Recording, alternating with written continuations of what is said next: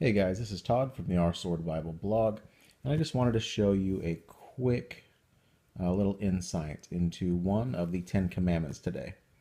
And one of the reasons that I wanted to do this is because a lot of people, myself included, have at one point or another thought to themselves, oh, I already know that story. I don't need to go over that, or I don't need to listen to this sermon, or I can skip over this part of Scripture because I've already studied it. I already know what it says, so I don't need to keep dwelling on it or waste time on it. I'm just going to try to find something new that I've never seen before.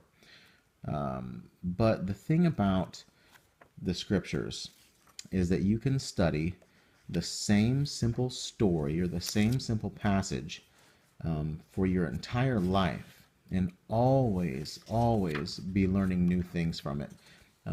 God will be teaching you new insights, opening your mind to different aspects that you never even considered before. And such is the case when I learned this little truth. And I didn't find this on my own. And one of the reasons for that is because a lot of times what will happen is we will just kind of lazily read through scriptures. Like, for instance, and this may be the biggest instance in the entire Bible is the Ten Commandments.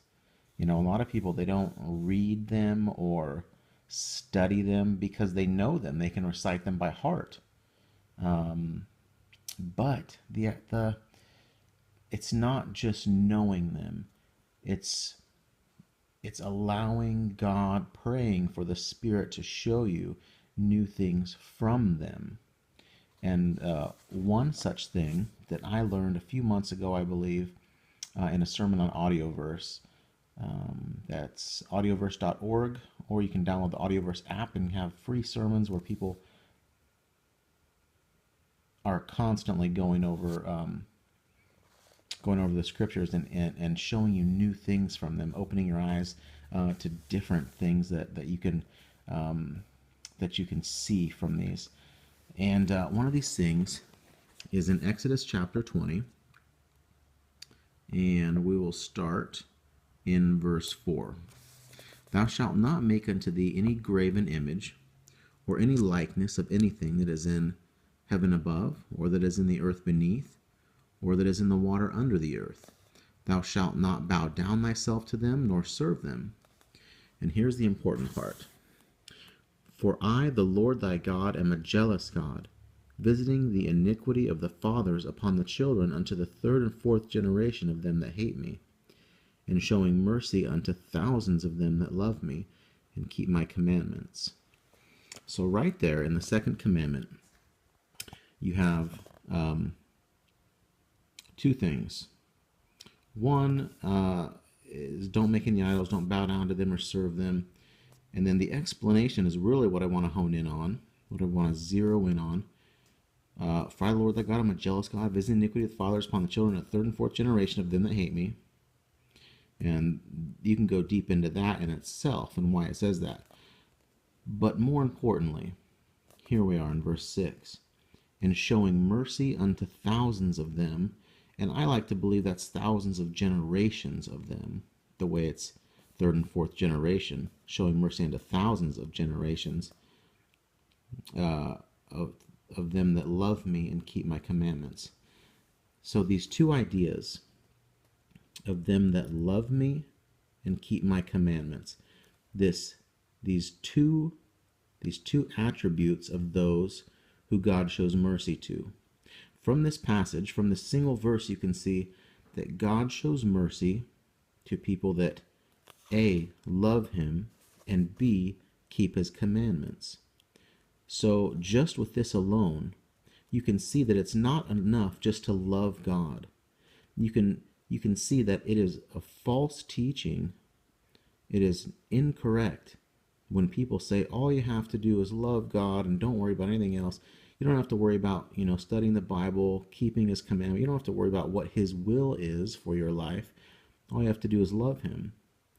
Well, no, right here, you need to love him and keep his commandments. So just this part isn't enough.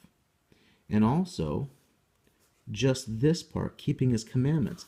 This knocks down legalists' idea that they can earn heaven. Is it enough just to keep the commandments of God? No, no, you can't just keep it because you're trying to earn your way into heaven or because you're afraid of hell. You have to love God and keep his commandments. You have to keep his commandments because you love him. And here's the other thing.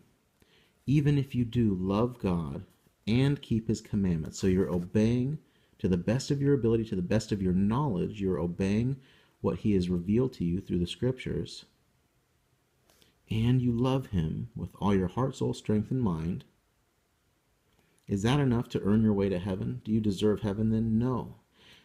You see, you still need God's mercy. You still need grace. You're still undeserving of it. Just that one verse, you can see that the feel-good religion of just love him and don't worry about anything else, that's wrong. Or you've got to keep the commandments to be saved. You need to live a good enough life to be able to get into heaven. Wrong. You need to love him and keep his commandments and obey him. And even when you do, it's still mercy that he shows to you. He's still showing mercy to you. You've earned nothing. So that's something that I thought was pretty neat. And I hope you think that's pretty neat too. God bless.